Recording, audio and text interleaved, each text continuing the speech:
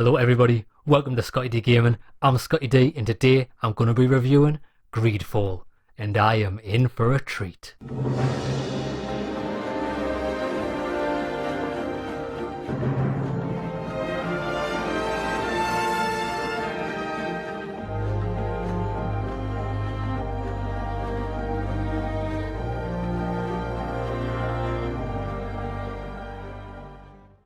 Greedfall is an RPG with real-time combat set in a fantasy 17th century environment. It's a very similar game to Dragon Age 2 for comparison, and I absolutely loved it. These RPGs just don't get made very often, and when they come around, it's an absolute treat. It took me 40 hours to complete, and that is with doing every main and side mission.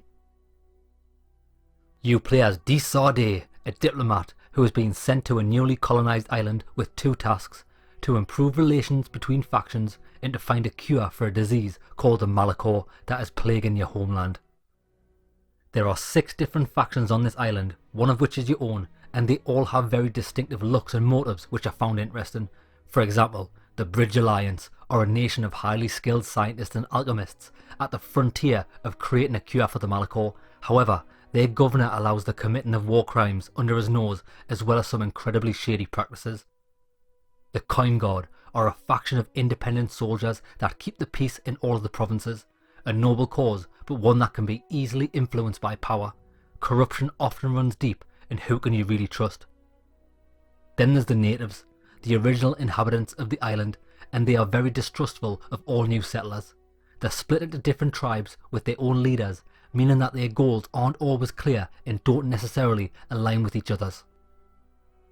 There are factions that you'll love and factions that you'll hate, but sometimes you've got to put aside that hate because as a diplomat you must do what's best for the alliance rather than yourself. These are the choices that you're going to be faced with. I wouldn't say there are any good or bad factions, just ones that you'll agree with more so than the others.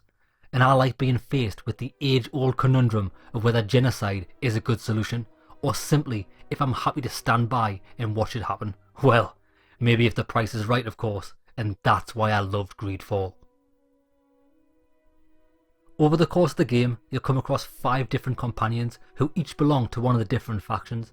The beauty here is that they may or may not have the same goals and motivations of their own faction, further muddying the waters.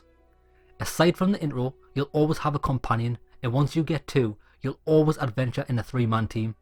I really like this aspect because during quests, you'll always have conflicts in interests, different viewpoints, or even unique solutions depending on who's in your party at that time. My 2 favourite companions were Kurt, a Coin Guard commander who is assigned as your personal bodyguard, and Siora, a native woman who you cross paths with early on. I pretty much exclusively used these 2 across my playthrough because I got on well with Kurt, I enjoyed his company and his input on quests. He's also a true bro. And Siora is the perfect asset when dealing with the natives of the land because she works as a translator and can often diffuse the already high tensions between the colonisers and the natives. The voice acting in this is superbly done. I was never taken out of the immersion by something that didn't fit well. And the male voice actor who voices your character, ScottyDGaming, does a phenomenal job, and each of the supporting characters are convincing and sincere. I couldn't ask for more. Even the natives you meet have a distinctive accent that sounds similar to South Africans. And because of this, I thoroughly enjoyed listening to the conversations and never felt the need to skip the dialogue. This could also be due to the fact that most of the conversations are interesting and concise. You don't need to click through option after option to get to the point. Greedfall's combat system is a strong point and enjoyable. It's got a similar feel to Vampire for anyone who has played that, and it has all of the mechanics that you could ask for. You only control your character and your companions control themselves, but they are competent and aid you when necessary. Melee combat feels great.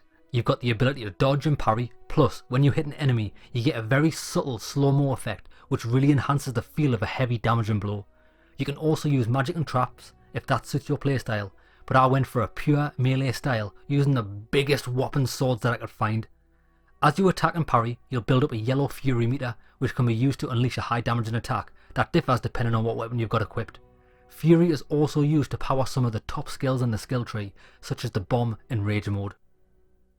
Now I want to mention the dodging and parrying mechanics because they are very easy to use. The dodge has 100% invincibility frames so you can't take damage while using it, and the parry has the largest window for success that I've ever come across. If you just keep pressing the parry button, you'll block or parry every hit, as I don't think there are any recovery frames at all. While this may seem poorly implemented and easily abused, I thought it made you feel like a legend and I enjoyed it immensely. Oh, and you can parry every attack in the game. Swords, magic, beasts the size of buildings, it doesn't matter.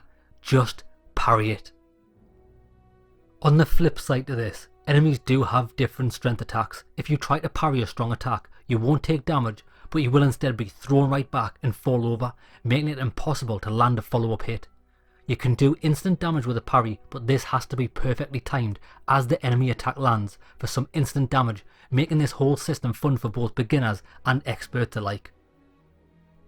This is an RPG, and you can improve your character's skills and abilities through leveling up and spending points into 3 different trees. You've got the skills tree, which is combat focused. You can spend points here in different combat abilities or augments such as two-handed swords, magic, bombs and traps. Then there's the attributes tree, which allows you to increase your personal stats such as strength, agility, mental power and endurance. The higher you go in a specific skill, the better equipment you can wear that is associated with it. For example, agility governs swords, strength governs blunt weapons and endurance governs armour. Then there's the traits tree. This covers charisma, vigour, science, lockpicking, craftsmanship and intuition.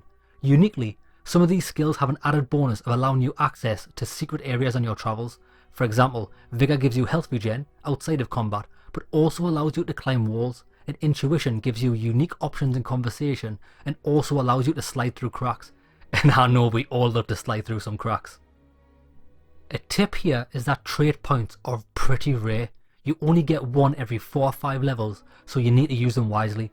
Each trait maxes at level 3, and I would only ever put 2 points into a specific trait and then use different equipment that you can switch around that gives you the 3rd talent point when you need it.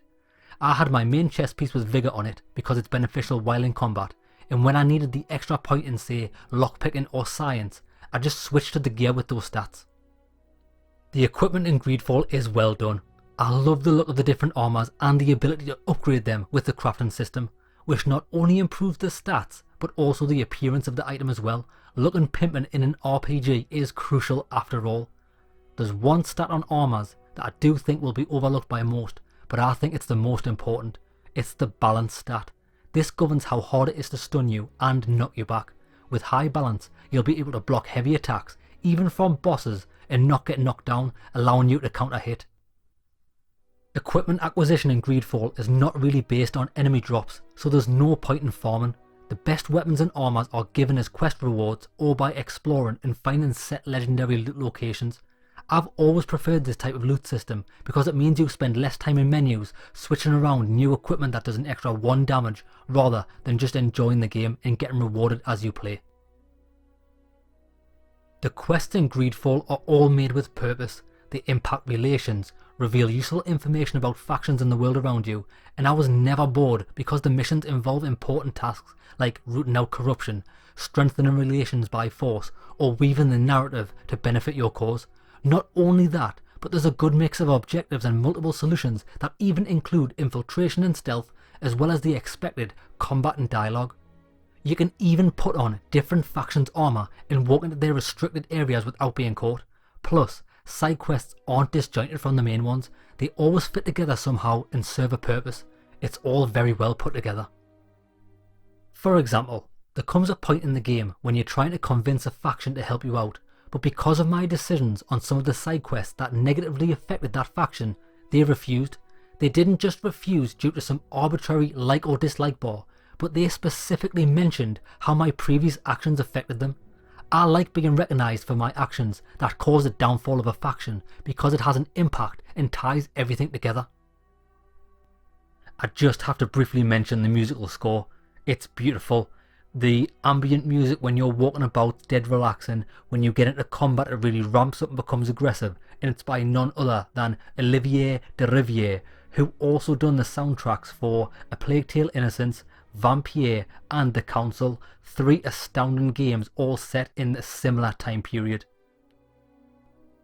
Greedfall isn't without its flaws, but luckily these flaws aren't major, just frustrating at times. In the beginning, I found it quite hard to see where I was headed because the map is not a single open world map, but multiple section maps. Sometimes you can only travel to a new map by reaching a certain exit on an existing one, and that wasn't clear to me. There were times when the map marker would point to a town, for example, and when I got there, it was telling me to leave straight away, but this was because the new area was only accessible from that specific point in the town. This was a minor gripe, because once you figure it out, it's not an issue anymore, and once you have discovered an area, you can fast travel to it from anywhere. Now, remember how I said that the quests were great? Well they are, except for 2 side quests that are the absolute worst I have experienced in a while. If you come across a quest regarding a lumber mill and allowing the natives to plant some trees there, just avoid it, because that quest and the one that follows it are completely terrible. In fact, I'm going to go as far to say they're complete dog shit. All it involves is you fast travelling there and back, over and over and over again, going to the legal office in town, up and down the stairs, locating legal documents before having to get them verified. It's just not worth the mental torture. Don't do it to yourself. The lip syncing is not the best. It's okay, it's passable, but sometimes the camera will get stuck in places during conversations, like if you try to speak to any of your companions in your home. All you'll see is the wallpaper when you're talking. It's pretty funny. But my biggest problem with the game is the diversity of enemies. I enjoyed the combat, but you've got to have different enemies to keep things fresh, and there aren't enough here. Most of the time you'll be fighting boars, lizards and bats. I must have slain thousands of them because that is all that populates the areas. All of the human enemies that you fight are weak, which is a shame because humans are always the most fun enemies to fight.